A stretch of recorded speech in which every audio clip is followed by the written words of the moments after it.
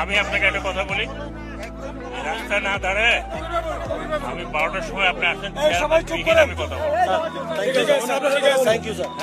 বলবো।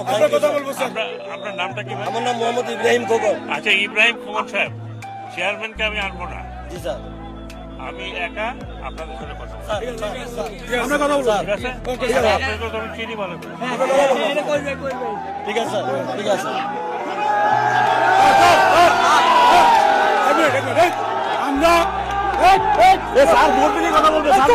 আমরা কোনো দালাল এখানে বোর্ড মিটিং এ কোনো দালাল করতে পারবেন বলছি আমরা কোনো দালাল করবো ওয়ান টু ওয়ান করবো।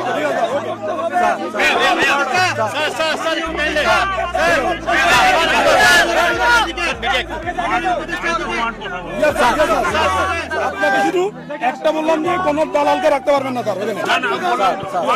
ওকে চট্টগ্রাম বন্দরে দুজন না একজন কবির একজন ইব্রাহিম খোকন, এই দুজনের বাইরে কোনো শ্রমিককে দেওয়া ওখানে যাবে না এবং এদের সিদ্ধান্ত চট্টগ্রাম বন্দর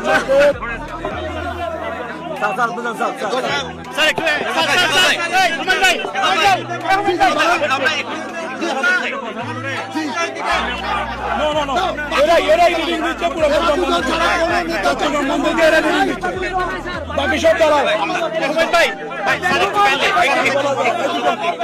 এই দুজনের বাইরে কোনো নেতা নাই।